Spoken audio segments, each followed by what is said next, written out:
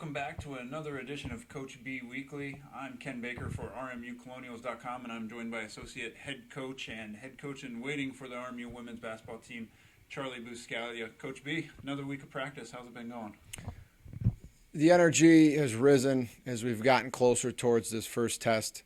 So, the process is on pace. We had a little bit of a lull there in practice last week. I think it was the anticipation early on, and then you kind of have to fight through some, monotonous practices as far as, no game to look forward to. But now that we're in this week, where we're seeing the opponent now close coming, we're getting there. And the excitement's building, and, we had a good practice today. All right. Last week we had a chance to talk about the players position by position, player by player, really a detailed analysis of the team. Now let's take a look at this schedule that you guys have put forth. You generally play a pretty challenging schedule, but this year again you have a Big Ten opponent in Iowa, an SEC opponent in Florida, and even a couple A-10 teams in not Youngstown State, but LaSalle. You're playing Monmouth, an old conference opponent. What's your guys' philosophy when you're putting together a schedule that features some tough teams like this? Well, you try to do a little bit of everything. You want to make sure that the travel is nice, where you don't have too much rigor on your bodies as far as playing too many games in too many days. But then you also want to challenge your team to get tougher throughout the non-conference schedule. We always like to play a very tough schedule as far as the level of opponents. If you look over our past seasons here, as long as we've been here, we've usually been in the top 50 non-conference schedules in the country, which we pride ourselves on. This year we challenged ourselves with Iowa, Florida, North Carolina, Charlotte. Okay, we have a return game out on the road at LaSalle this year, who's an A-10 team who's been getting better. Those kind of games are games that are going to challenge us to do things faster, stronger, be more of a team, get the most out of ourselves, and we feel that prepares us going into the regular season and our conference schedule. When you get to this point of the season where you're starting off, you don't have everything in, so you want to make sure that when you get that first game under your belt, it's a game where you got enough in and against an opponent that you can compete against, And in this situation on Friday, the energy and everything has to be up no matter where we're playing our toughest game or one of our less tougher games. All right, so your goal as a coach is really to use this time of the year to prepare for January, February, and March? Of course. That's one of the reasons why I feel when we get into our conference, we're always at a good state when we get there, because we had dealt with adversity already. We haven't gone through a very easy schedule where, we're overconfident. We've been humbled. We've had to work hard. We've seen the best. And now we got to go out there and know what we can get out of ourselves. And a couple of those games coming up on the home schedule. Northern Kentucky here at the end of November is an up-and-coming program, really been improving over the years. And then in December, let's talk about a Delaware team that's really got a lot of name recognition from Elena Delle Donne, who is a former, a fantastic player for Delaware. Yeah, Delle Donne, obviously one of the premier WNBA players, went to Delaware, and that program got a lot of recognition because of that. But they've had great years of success prior to Delle Donne also.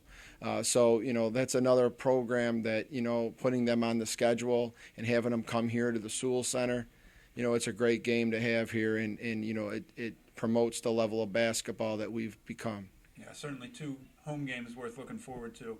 But let's throttle it back a little bit and look at the home game coming up here in just 2 days. You open the season at home against West Virginia Wesleyan. What kind of opponent are you looking at in West Virginia Wesleyan? And what are you trying to get? What are you looking for out of your team in a season opener? It's always kind of tough. It's first time playing together, where it matters. No matter who you're playing that first game, you got to come out and have excitement. Whether it's, Florida, Iowa, West Virginia Wesleyan, LaSalle, whoever that first game would be that's on our list of games in this schedule, you've got to come out with excitement, and you've got to be the team that works harder. We're at home. It's a 10 a.m. game. We're going to have a lot of students there from the grammar schools in the local area, so it's a kids' day. That's why we're playing so early. It's going to be a little different for us, getting up earlier and tipping off at 10 o'clock. But we expect everybody to be going 100%, and, the intensity and the loose balls, the charges, the hustle plays, all should be ours. And that's what we expect out of a first game. And, West Virginia Wesleyan not having a long trip, so this is not far of a road game for them. So they're not going to have that long distance to travel, so they shouldn't be real tired coming in either. So we're expecting a hard-fought battle. And you touched in there a little bit about it is elementary school day on Friday. It's become a bit of a tradition here at Robert Morris to play that early game and get the kids in. What kind of atmosphere is that? How do you like playing in that particular type of game? Very loud. Having all those kids there, they're just screaming all game. A lot of times they don't even scream for a basket or for a turnover. They're screaming just to scream. So the energy is ridiculous. I mean, it's just the energy is phenomenal. Yeah, it's phenomenal. I mean, you can't hear yourself think for the majority of the game because they're just screaming while the ball's in action, and it's great though. And I've enjoyed it, and our teams have enjoyed it in the past. We've played well on elementary school days in the past years, and I think it's the excitement and the energy that comes into the arena, and I expect our players to have that same kind of feed off the crowd that we've had. Something that goes along with that elementary school day game afterwards is usually the team and the kids get a chance to get together and maybe have little side conversations. You get to meet some of the players. But that's just a small part of what you guys do in the community. What are some other things that you do, not only in a community outreach type of effort, but, it's one thing to get the team together every day of practice, but there's got to be something that goes on outside of practice that really makes a team come together. Yeah, we're real big into, off the court team activities and bonding and meals when we are allowed to have them. We're big into that. Like tonight, for instance, we're having movie night as a team. We're going to watch The Mighty Max, which is Coach Sal's favorite movie. He loves that movie. It's about the Immaculata women's basketball team that started off women's basketball and the struggles that they had to get out there and to have uniforms and to have gyms and to play, just to where it started. And I think it'll be great for our players to kind of, learn how this all evolved, women's basketball, and how it was for those first group of girls that, decided that they were going to do something that wasn't done, which was play a sport that was predominantly always played by men at the college level. That's just kind of the bonding experiences that we do because, it's fun, the players will enjoy it, and they'll learn something by it. They'll learn some piece of history. We also do a lot of community service and, go and help the clinics for a basketball clinic, a local clinic or something like they have clinics in our arena. We'll go and visit people at hospitals and things like that. Things that we don't go walking around talking about a lot because it's not because we're promoting what we do.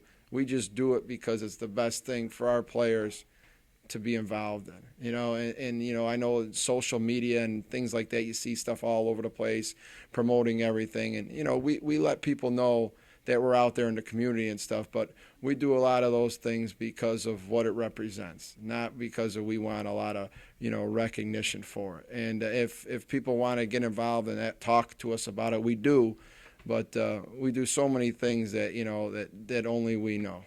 Yeah, and it's certainly, not only you guys, but I think it's something that at Robert Morris as a department that we do really well. Sure. And it's something that you guys do, and a lot of it, as you said, is done under the radar. That being said, though, you guys did just take part in the Moon Area Youth Basketball Program. They had their annual draft, and you had some of the girls out there taking part in helping out run that. And if you're interested in seeing that, go to our YouTube channel, youtube.com/RMU Athletics 1. And you can see a video on what they just did this past weekend as part of the community service. It's all coming to a head here. All the months of work, off season, summer, time on the road recruiting, time in the gym the last couple of weeks, really getting ready for the season. Where are you at right now, as far as all that's concerned? You know, we're at a spot where we've dealt with some injuries. We've dealt with some, some up and downs at practice. And I feel like at this point of the season, we are ready to go out there on Friday and play.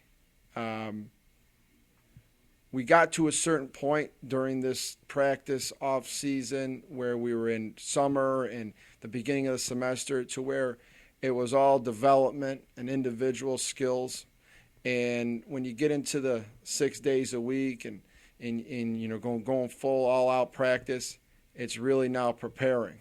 And over the years, you kind of get your philosophies in order and you make it your system. And our system's intact. Our routines are strong. When we come to practice, we know what's expected. And in our film sessions, we're getting a lot more detailed into the things we got to do better. So our players know what they got to do. We've been on the court doing it now. We've been doing it as a team. And everyone's holding each other accountable now. And come Friday, we'll see where we're at. We'll see if all the things that we've been doing is now where it needs to be at this time of the year, and we'll continue to grow. So I feel like everything's in place. We just got to make sure we all come to play all the time. All right, and we will see on Friday morning. Robert Morris plays host to West Virginia Wesleyan. I don't know if you knew this, or actually I just looked it up this morning. It is the very first college basketball game of the 2015-16 season, tipping off at 10 a.m. And as you said, Coach B, it's a measuring stick. It's a chance to see where you are and where you need to go, and we'll be looking forward to seeing that. Once again, I'm Ken Baker, FarmUColonials.com. He's Coach Charlie Biscali, Associate Head Coach and Head Coach in Waiting for RMU Women's Basketball. We'll see you next week on Coach B Weekly.